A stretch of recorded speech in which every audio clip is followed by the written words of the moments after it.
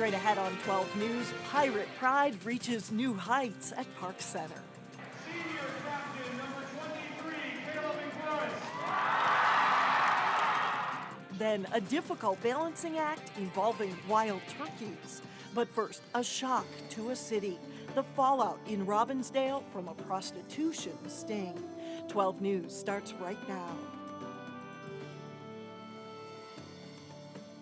It was a surprise to Robbinsdale officials as they learned over the weekend that the city's police chief was involved in a prostitution sting. Stephen Smith resigned Saturday morning after admitting to city leaders that he was arrested in Coon Rapids back in February. Reporter Cassie Bonstrom has more. According to a Coon Rapids police report, Steve Smith was arrested on February 20th for, quote, engaging in prostitution.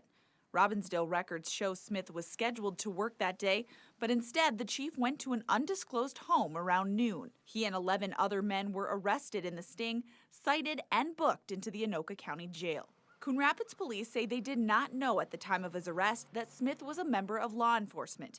Smith also did not acknowledge his arrest and continued working until Saturday when he informed his colleagues of his resignation. Smith is charged with a misdemeanor and the case is being handled by the Coon Rapids City Attorney's Office. Smith was supposed to be arraigned at the Anoka County Courthouse on Monday afternoon, but his case was continued. A pretrial hearing will be scheduled for sometime in May. Reporting in Anoka, I'm Cassie Bonstrom, 12 News. With Smith's resignation, the city of Robbinsdale has to begin the process of finding a new police chief. For now, Captain Jim Franzen has resumed the role of interim chief.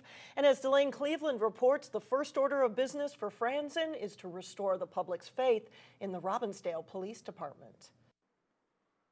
Last 16 years. In August 2008, Steve Smith stood before the Robbinsdale City Council to be sworn in as chief. I'm very humbled to get this position. I don't take it lightly. Nearly 6 years later, a cloud hangs over the Robbinsdale Police Department following Smith's prostitution arrest and subsequent resignation. On that Saturday, everyone was just pretty much numb. New interim chief Jim Franzen addressed the topic after meeting personally with Smith on Saturday. Police departments, even though they're held to a higher standard, they're still a department made up of people, and people have flaws and people have weaknesses, and sometimes those flaws and weaknesses get in the way of the job. However, he says the actions of his predecessor do not reflect the integrity of the entire department. They are good, solid people.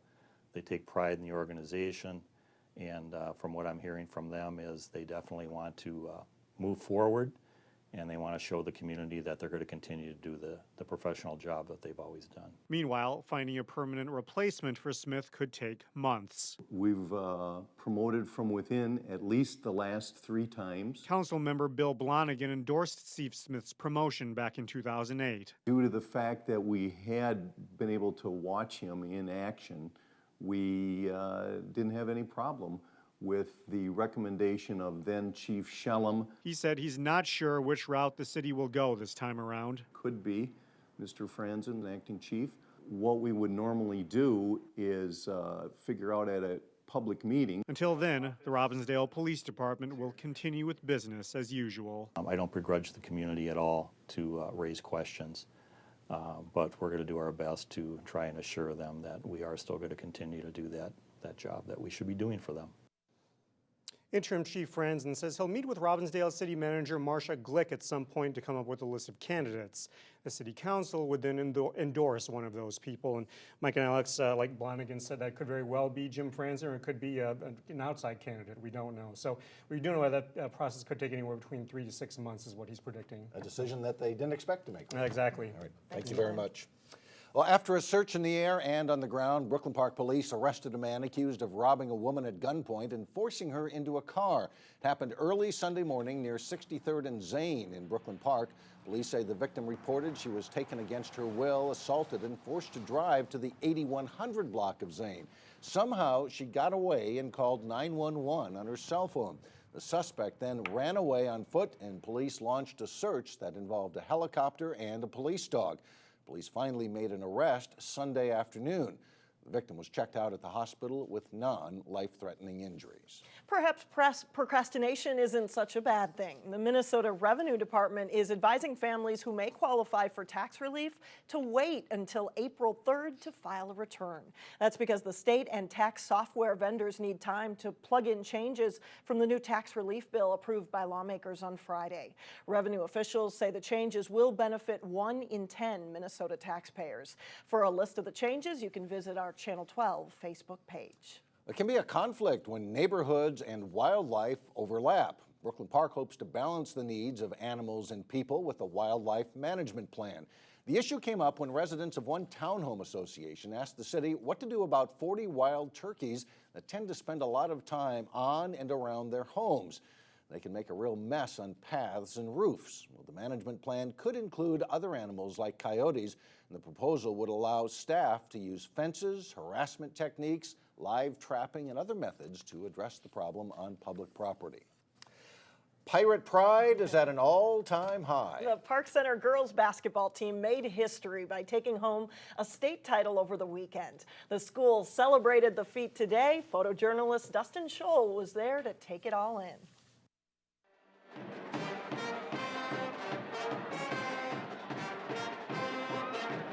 I'm just excited for the cheering and to see how happy we deserved it, and I'm really proud of the girls. Senior captain number 23, Caleb. Everybody's been excited. I mean, we just won state. It's been a while. I mean, we haven't won state really in anything the 4 years I've been here. So, I mean, it's great. Everybody loves it. It's something great for the school. Ladies and gentlemen, please stand and give an ovation to your 2014 state champion. I think we were all just really nervous sending them off. You know, we had really good hopes, but now that it's just done, we're all relaxed and we're just happy about it, celebrating instead. Thank you, girls, for your hard work from day one. We came a long way, and this is something we've always wanted, and it just feels great.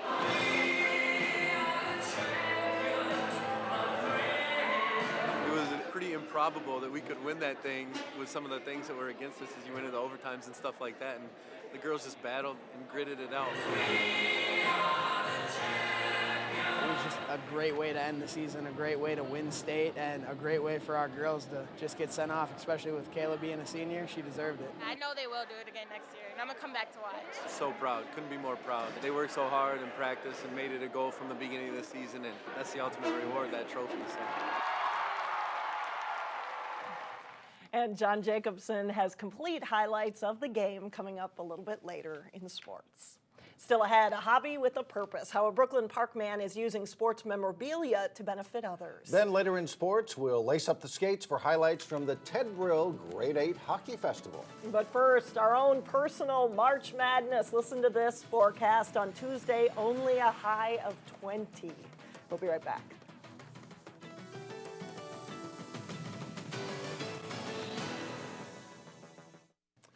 Here's a way to send a little Easter cheer to service members overseas. The Blue Star Mothers Group of the North Metro has children in the military. The group is putting together care packages to send to soldiers in Japan and in Afghanistan. They're in need of non-perishable canned food, treats, magazines, and personal hygiene items. Money donations are also appreciated to help with shipping costs. If you'd like to make a donation, we'll have all the information you need on our website at 12.tv. Students at Maple Grove High School are trying to lift spirits by helping families who have fallen on hard times. We thought that a blanket, provided kind of a sense of security and comfort, and it's always a nice thing to have. Rhea Katoy helped lead a blanket making project over the weekend at Maple Grove Senior High. They chose blankets after learning 100 families in the Osseo School District were homeless. Rhea is one of 6 Maple Grove students to lead the project as volunteers with the Maple Grove Rotary Club. I'd say that Rotary is my favorite thing to be a part of at Maple Grove Senior High, and I'm so glad that I'm a part of it. It's probably the best thing that I've ever joined in high school. I think it's such a great experience. I have such a great time. You meet so many people, and you're learn so many new things. The Student Rotary Club members recruited about 50 classmates to help make the blankets, which will be distributed to homeless families through school counselors. Well, there are times when a business venture is about more than just the bottom line. A Brooklyn Park salesman turned his hobby of collecting sports memorabilia into a side business that benefits the community. It's a sports collectibles business that's scoring a win for local teams and charities. Hello, good morning. Conversation coffee and hot food from the griddle is on the morning menu for regulars at Fat Nat's Eggs in Brooklyn Park. Isn't it fun? Oh, yeah. On this day, Don Wolf is serving up a side of sports memorabilia. I got Twins tie, pretty popular right now. Mr. Morneau, good luck to him in Colorado. This is a Twin Snuggie. Probably for the first couple games at Target Field, this would probably come in pretty handy. The Twins are on Don's table, but he's got the Vikings, Packers, and other sports fans covered too. Even got a Nebraska Cornhusker thermometer. For Wolf, a full-time salesman for Mondelez and Nabisco, this sports collectibles business is a part-time way to fund his hobby and help out his community. We want to have a sale anywhere between 25 and 40% will go to a charity or organization. Don't expect to find mint-condition, top-dollar sports gems here. I'm the Walmart of sports collectibles. I don't do $100 bats and balls. Don goes thrifting for his sports memorabilia, selling each item for $5 to $10. Since he started this gig in 2011, Don's donated hundreds of dollars to organizations that include Toys for Tots, the Osseo Legion, and local prep sports teams. I just think it's a good thing to do. I'm glad that I can help him out do it. Restaurant manager Michael Natt sees it as a win-win several times a year when Don sets up shop. It just works out really well for us. The customers like it. Customers come in when they know that he's having this. So it does us good business, it does him good business. Today's sales will benefit a local food shelf.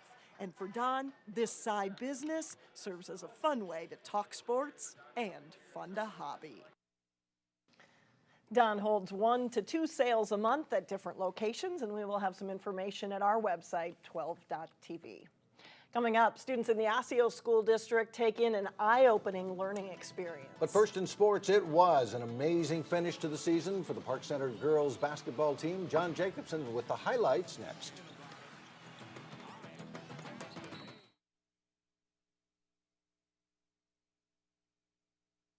Well, how many teams can say they go to the state tournament for the first time and then run the table? The whole deal. What a game. Not often. Yeah, it was, and what a great finish. You're right. Saturday night, very exciting for the Park Center basketball community. As thrilled as Park Center's girls basketball team was to make the state tournament, they knew there was an opportunity not to just be in it, but to win it. The Pirates meeting a very good Marshall team for the state title.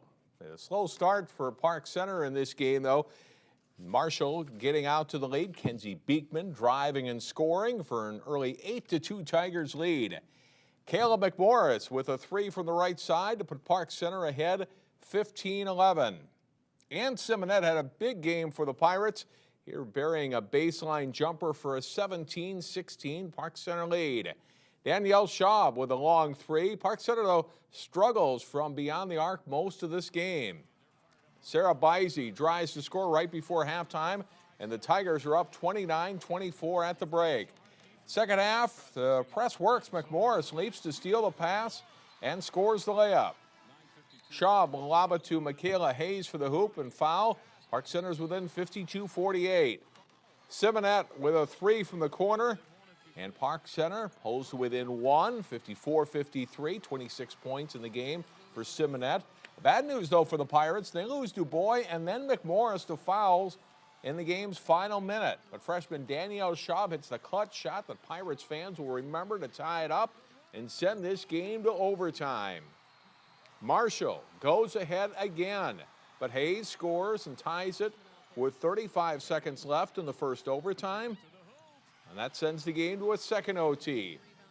Again, the Pirates trail, but Schaub steals it, gets the layup. That ties it at 67, and we head to a third overtime. In the third OT, Fashayo Iobomadelli drives to the middle and scores, and the game's even at 69-all. Park Center then takes the lead finally. Hayes scores and gets fouled to make it 71-69. Tied at 71, Simonette makes one of 2 free throws to put PC back in front, and with Marshall driving for a game winner, Iobomadelli gets the steal. Park Center hangs on for a 73-71 win in triple overtime, despite losing their two most experienced players, McMorris and Dubois.